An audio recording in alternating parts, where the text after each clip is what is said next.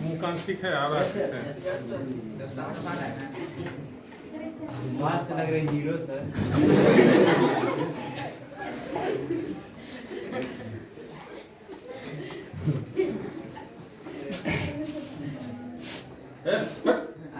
Class teacher है sir. Class subject teacher. सुप्रभात। पिछली कक्षा में हमने कौन सा अलंकार पढ़ा? वेरी गुड, बहुत अच्छा। आप लोग एकदम चार्ज होकर आए। ऐसे ही चार्ज रहना चाहिए। हिमांशु, हाँ, तो आज हम लोग पढ़ेंगे एक नया अलंकार। कौन सा? कल हमने आप लोगों को बताया था अतिशयोक्ति अलंकार। तो पिछली कक्षा में हमने जो अलंकार पढ़ा आप लोगों ने याद किया? हाथ उठाइए, हाथ उठाइए। क्या नाम है? अमित कुमार। हैं? अमित कुमार। अमित कुमार, बताइए कौन सा अलंकार था? विशेषोक्ति अलंकार। विशेषोक्ति की क्या परिभाषा है? सती है तो फलाभाव विशेषोक्ति निर्गद्यते। वाह, अमित कुमार के लिए ताली बजाइए। सती है तो फलाभाव विशेषोक्ति निगद्यते, है ना? तो विशेषोक्ति निगद्यते और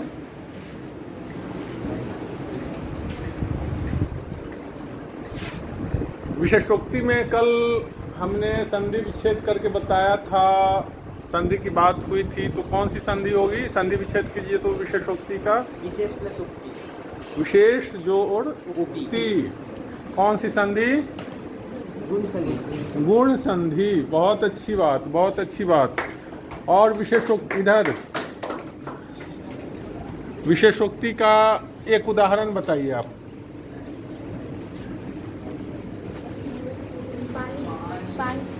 हाँ, पानी में रहते हुए भी मीन प्यासी है। पानी बीच मीन मीन प्यासी। मोहे सुनी सुनी आवे हाँसी।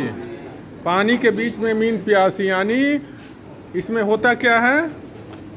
मूलतः विशेषोक्ति में क्या होता है?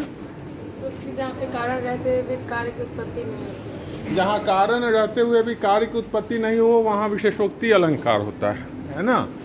और जहाँ बिना कारण के कार्य की उत्पत्ति हो जाए वहाँ पर विभावना अलंकार होता है। क्या नाम है?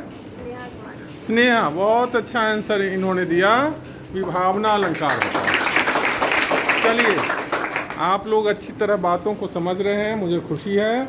और होमवर्क भी करके आ रहे हैं, ये इसकी भी खुशी है मुझे। देखते हैं आज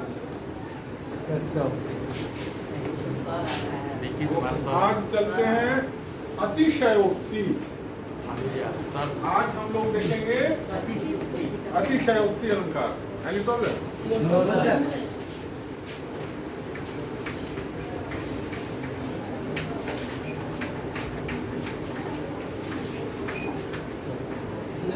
अतिशयोक्ति, देखिए इस शब्द में ही इस अलंकार की परिभाषा सन्निहित है। हाँ, तो सबसे पहले इस शब्द में कैसे हम इसका अर्थ खोजेंगे, तो बताइए। हाथ उठाइए, हाथ उठाइए। अम्बास्टर, संधि विच्छेद कैसे करेंगे अतिशयोक्ति का? अतिशय जोड़ उक्ति। अतिशय जोड़ उक्ति। जाइए संधि विच्छेद कीजिए तो। अतिशय जोड़ उक्ति।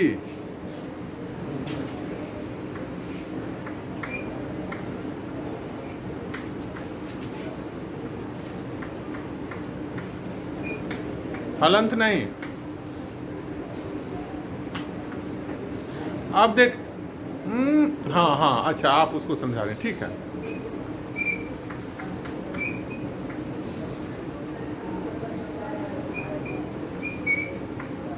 बहुत अच्छा, बहुत अच्छा अम्बासा, वेरी गुड। अतिशय जोर उक्ति, अम्बाष्टा ने अतिशय जोर उक्ति इसका संधि विच्छेद किया। अतिशय का अर्थ क्या होता है?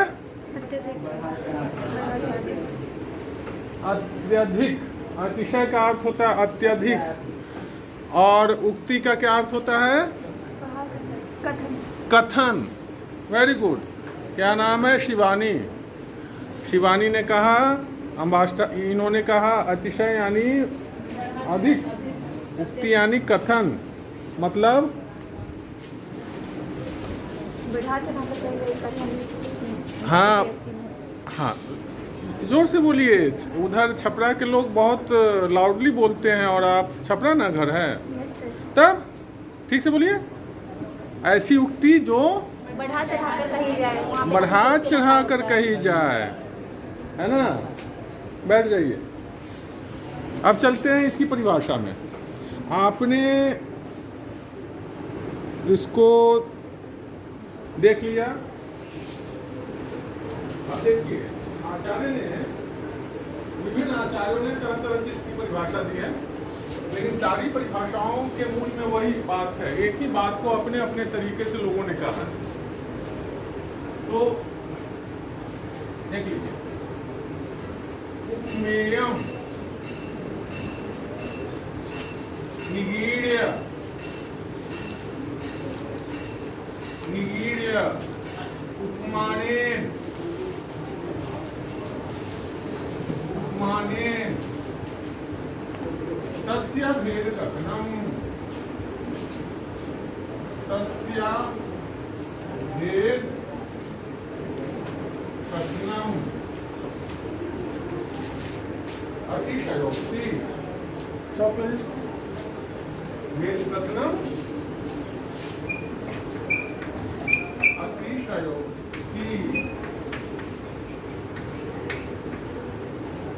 अब देखिए, उपमेयम निगीड्य उपमानेन, यहाँ पर अलंकार में दो मुख्य तत्व हैं। एक उपमेय है, उपमेय है, और दूसरा उपमान। उपमेय और उपमान समझते हैं ना। चलिए, विशेषण विशेष से ये भी सही है। और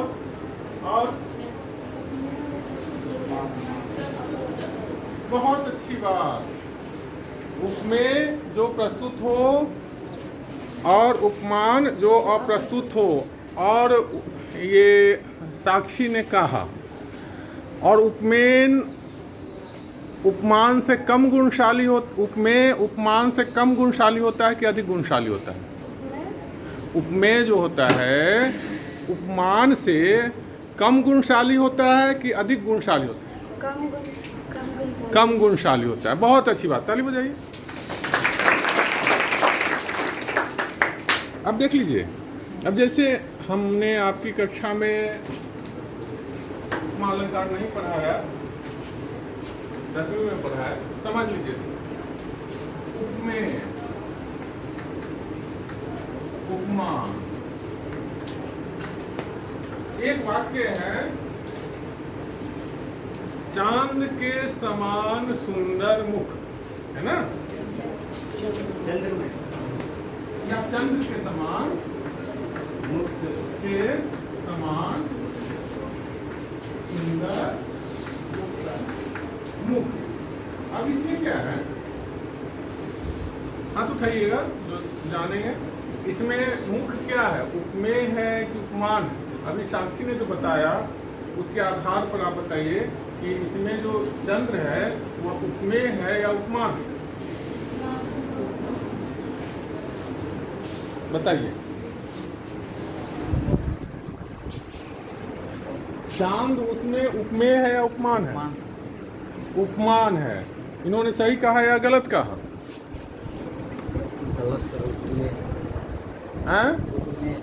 बैठ जाइए। आपने कहा उपमान है, तो कैसे कहा उपमान है? सर यहाँ पे चांद मुख से ज़्यादा गुणशाली है, ज़्यादा गुणशाली है ना? और मुख क्या है? कम गुणशाली है। तो जो कम गुणशाली होता है वो क्या होता है, उपमेय होता है, और जो अधिक गुणशाली होता है वो उपमान होता है ना। इसको पहचानने के लिए एक शब्द को हमेशा याद रखिएगा, ये सेंटेंस ध्यान में रखिएगा, है ना। गर्मी बहुत है आज, गर्मी है ना, इसमें अगर है तो उपमेय मुख, एक शब्द को हमेशा याद रखिएगा, उपमेय मुख, मुख जो होगा वो उपमेय होगा, और चांद जो होगा उपमान होगा। यानी कम गुणशाली क्या होगा, उपमेय होगा, अधिक गुणशाली क्या होगा, उपमान होगा। दिमाग में रखिए इस बात। अब इसमें क्या होता है, अब इसमें होता क्या है,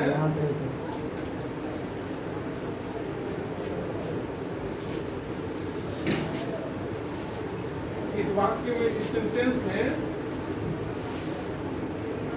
उपमेय को छिपा दिया जाता है, अतिशयोक्ति में उपमेय को छिपा दिया जाता है, और उपमेय की जगह पर उपमान को रख दिया जाता है। उपमेय क्या है, उपमेय निगीढ़ उपमानेन, उपमेय उपमान क्या करता है, उपमेय को निगीढ़, निगीढ़ मतलब नहीं, निगल जाता, निगलना, खा जाता है, भकोस लेता है। भकोसना समझते हो ना, देशा शब्द की, शब्द को आप लोगों ने पढ़ा है, उत्पत्ति की दृष्टि से शब्द के कितने भेद, 4 भेद, बोलिए। उत्पत्ति की दृष्टि से शब्द के 4 भेद, तत्सम तद्भव देश विदेश। तो हमने भकोसना कहा, यह कौन सा, किसके अंतर्गत आएगा, देश शब्द के अंतर्गत आएगा। बहुत अच्छी बात, बहुत अच्छी बात। तो वो क्या करता है,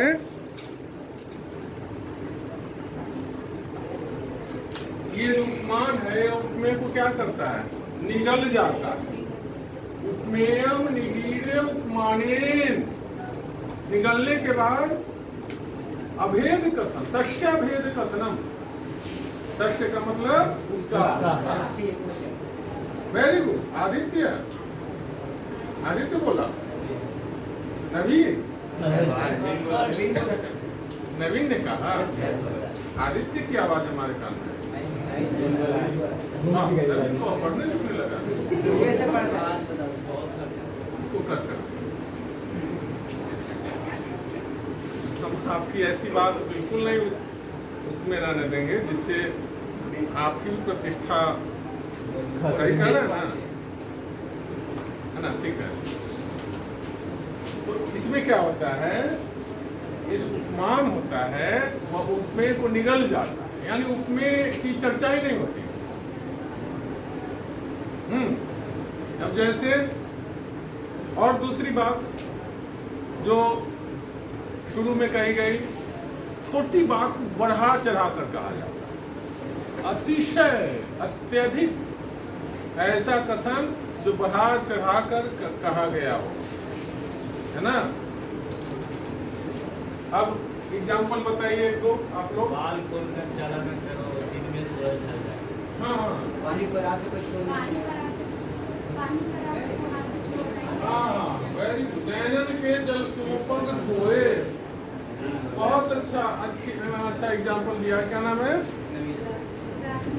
रागिणी, रागिनी ने कहा पानी परात को हाथ छुयो नहीं, नैनन के जल सोपक धोए।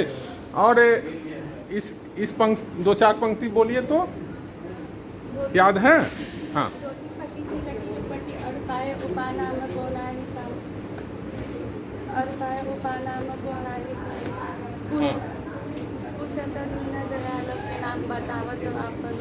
द्वार खरोदी जी दुर्बल एक बतावत आपनो नाम सुदामा।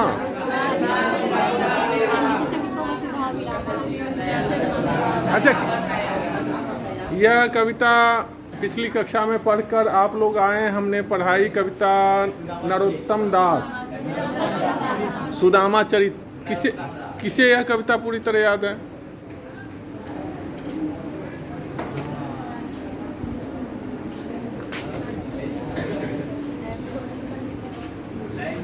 हाँ, जैसे थोड़ा सा लाउडली सुनाइए।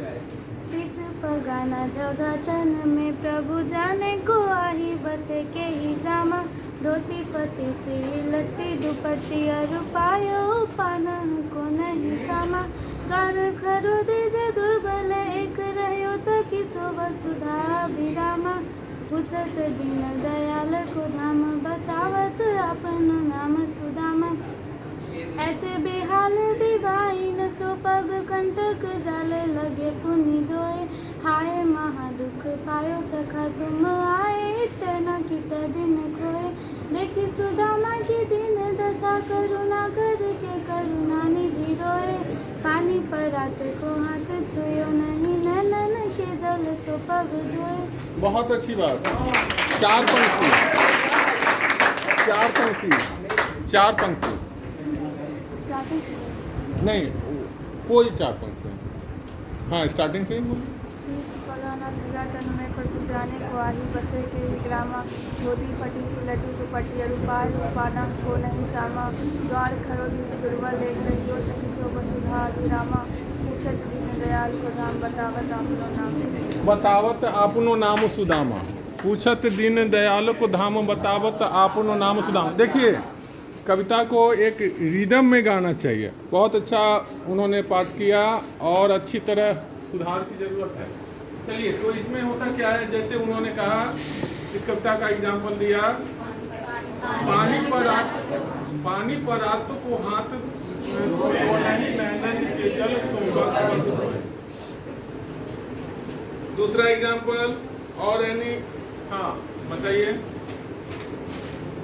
हाँ चलिए, आए हो बन ठन के सवर के पाहुन जो आए हो गाँव शहर। चलिए ठीक है। और आप?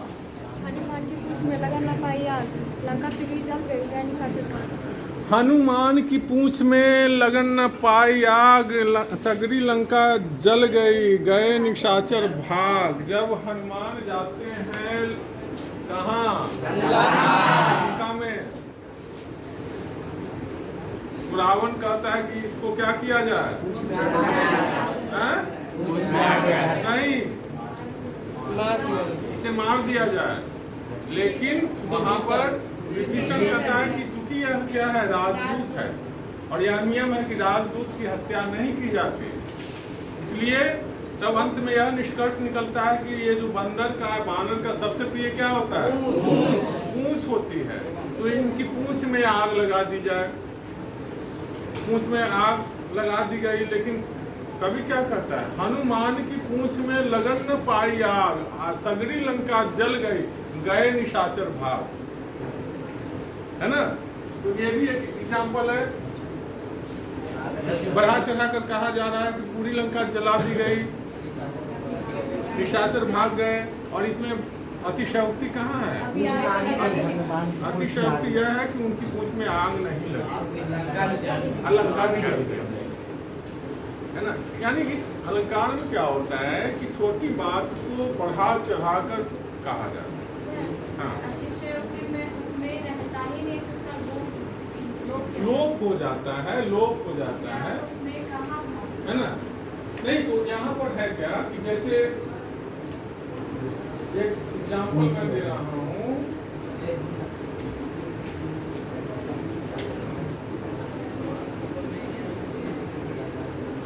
अब जैसे देखो, अब जैसे हम आपका जो प्रश्न है वह बहुत ही समीचीन है और उचित है, तो वो एग्जाम्पल मैं दे रहा हूँ। जैसे इसमें क्या है, उपमेयम निगीय उपमानन तस्या भेद कथनम। और हमने उपमान और उपमेय को आपको बताया। आप अगर किसी को देख के कहें, है ना, किसी मोटे व्यक्ति को देखकर अगर हम कहें कि हाथी है, तो हाथी क्या है? यहाँ पर उपमान है। और उपमेय क्या है? वह मोटा व्यक्ति, उसका एबीसीडी जो भी नाम हो। तो हम उस व्यक्ति उपमेय की चर्चा तो नहीं कर रहे हैं, हम उपमान की चर्चा कर रहे हैं। तो उपमान ने क्या किया? उपमेय हुआ, निकल गया। तो यहाँ क्या हुआ? अतिशयोक्ति हुई ना? अतिशयोक्ति हुई। अच्छा, किसी को देखकर हम कहें कि क्या है? वह चांद है ना? किसी के सुंदर मुखड़े को देख के अगर हम कहें कि वह चांद, देखो चांद, तो क्या हुआ? चांद क्या है? उपमेय है कि उपमान है? उपमान है। तो उपमान ने क्या किया? उपमेय को, उपमेय की चर्चा ही नहीं होती है, वह उसको सीधे क्या करता है? निगल जाता है। हाँ, हनुमान की पूंछ में लगा न पाई आग वाला दिया झंडा, उसमें तो ऐसा कहीं कुछ भी नहीं है कि कोई उपमान किया हुआ है। हनुमान की पूंछ में लगन न पाई आग, सगरी लंका जल गई, गया नहीं सब। अब देख लो क्या है, इसको तो आचार्य ने जो कहा है उसके हिसाब से वहाँ पर वो मुख ने, वो चांद है, चांद किसी चेहरे को देख के हम अगर कहें कि चांद है तो वहाँ पर या इनका यह जो एग्जाम्पल है या जो उदाहरण है या जो परिभाषा है वह फिट बैठती है। हाँ, लेकिन ये जो अतिशयोक्ति जो तुमने किया है या इसमें जो कहा जाता है किसी बात को बढ़ा चढ़ा कर अतिशय करके, तो वहाँ पर उस एग्जाम्पल फिट बैठता है ना। इस परिभाषा में जब आप अतिशयोक्ति की परिभाषा लिखिएगा और वहाँ पर अगर आप ये लिखिएगा तो वहाँ पर आपका एग्जाम्पल ऐसा होना चाहिए, एकदम स्पष्ट होना चाहिए कि जैसे मुख, जैसे किसी के मुख को देखकर कहें चांद है ना, किसी के मुख को देखकर अगर कहा जाए चांद है, वहाँ पर इस परिभाषा पर वह उदाहरण फिट बैठे, है ना। लेकिन अगर इस परिभाषा को नहीं दीजिएगा और वहाँ पर आप लिखिएगा कि जहाँ पर किसी उक्ति को बढ़ा चढ़ा कर कहा जाए तो वहाँ पर हनुमान की पूंछ में लगन नहीं पाई आग, उसने जो कहा उस वह परिभाषा फिट बैठेगी, है ना। तो बहुत सारे आचार्यों ने अपने अपने तरीके से परिभाषा दी, ठीक है। लेकिन जब हम हिंदी में इसको लिखेंगे तो वहाँ पर अगर यह परिभाषा लिखेंगे तो वहाँ पर आप दे सकते हैं कि किसी के मुख को देखकर अगर कहा जाए कि वह चांद है तो वहाँ पर यह परिभाषा, इस परिभाषा पर वह उदाहरण फिट बैठेगा।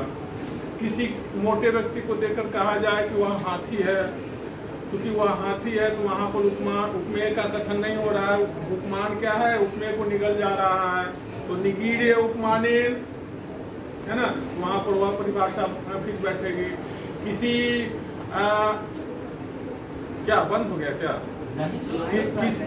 किसी ब्लैक व्यक्ति को देखकर एकदम पूरी तरह ताबा की पेंट जो होती है ना, अतिशय काले व्यक्ति को देखकर अगर कहा जाए कि एकदम ताबा का पेंडी है तो क्या हो जाए? वहाँ पर क्या हो जाएगा? अतिशयोक्ति हो जाएगा, है ना। किसी विशाल और मोटे व्यक्ति को देखकर कहें कि पहाड़ है, हिमालय है, तो वहाँ क्या हो जाएगा?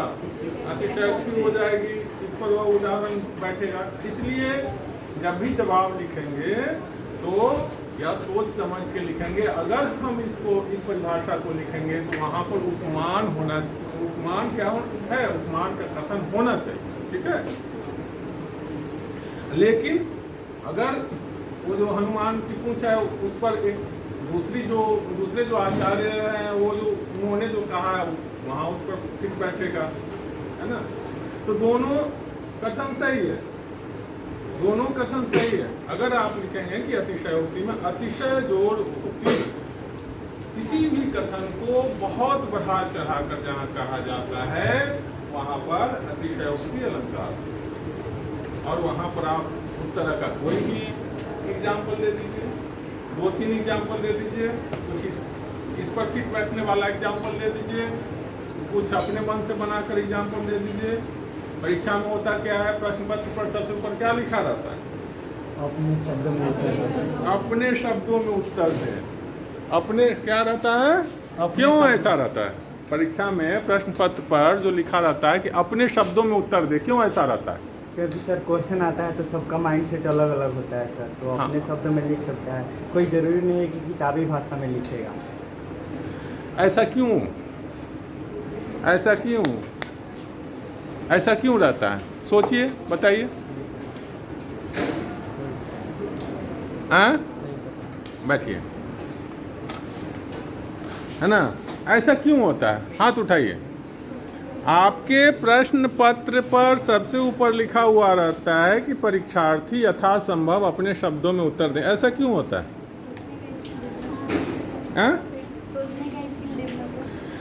सोचने की स्किल डेवलप हो तो परीक्षा में डेवलप कीजिएगा स्किल।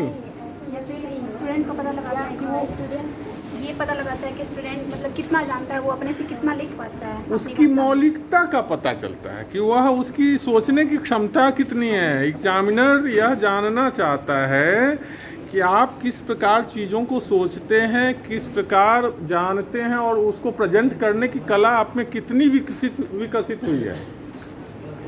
उसको किसी चीज़ को रखने की कला आप में कितनी विकसित हुई है, उसकी दक्षता कितनी आई है। वेरी गुड, बहुत अच्छी बात। और क्या उद्देश्य रहता है? और भी कोई उद्देश्य रहता है? हैं? और भी कुछ रहता है? आप लोगों ने जो परीक्षा में कॉपियाँ लिखी थी उससे कुछ मुझे निराशा हुई, खैर उस पर चर्चा बाद में होगी। और क्या रहता है? और क्या उद्देश्य रहता है? आपकी राइटिंग स्किल, सोचने की क्षमता, आप बातों को कैसे रखते हैं, यह जानने की कोशिश रहती है। और वह इसीलिए वह लिखा हुआ रहता है कि परीक्षार्थी यथासंभव अपने शब्दों में उत्तर दें। ठीक है, तो और कोई एग्जाम्पल बताइए अतिशयोक्ति का।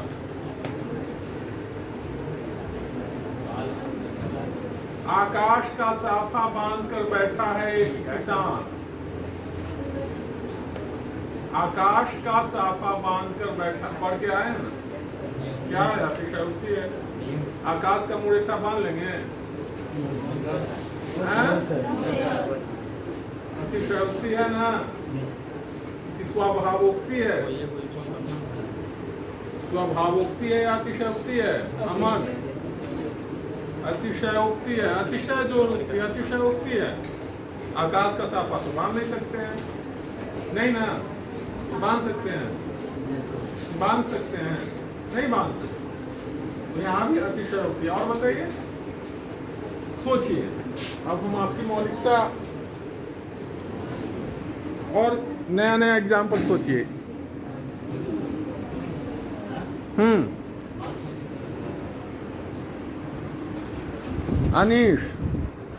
अनीश मौन बैठा है, बताओ। कौन बैठा है? मौन बैठा है।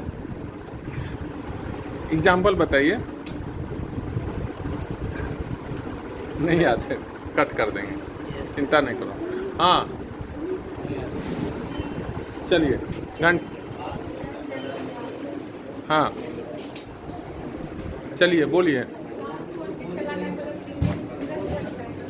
बाल खोलकर चला न करो, दिन में सूरज ढल जाएगा, ढक जाएगा। यह भी अतिशयोक्ति है। चलो ठीक है, ये भी सही है। और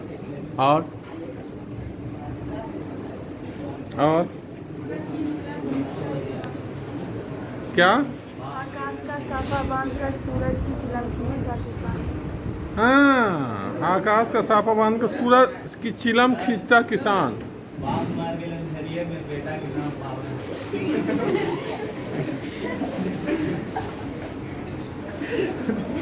क्या है? बाप मर गए अंधेरिए में बेटा के नाम पावर हाउस। बाप मर गलन अंधेरिए में बेटा का, कौन सी भाषा? मागधी है क्या? मागधी है। बाप मर गलन अंधेरिए में, बेटा के नाम पावर हाउस। हाँ, ये जो पावर हाउस है ये भी अतिशयोक्ति है। बढ़िया बात है। और चलिए ठीक है,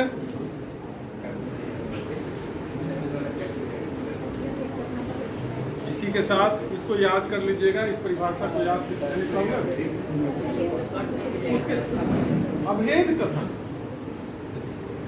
है ना? अभेद तस्या है, तस्या, तस्य नहीं है, तस्य जो अभेद, तस्य यानी उसका अभेद है। ये अब है ना, ये नहीं रहता तो तस्य भेद, लेकिन तस्या भेद कथन, तस्य जो अभेद यानी उपमेय और उपमान का अभेद कथन होता है, भेद नहीं रहता। यानी हम उपमेय की चर्चा नहीं करते, उपमान की चर्चा करते हैं, इसलिए वो कहा गया। ओके।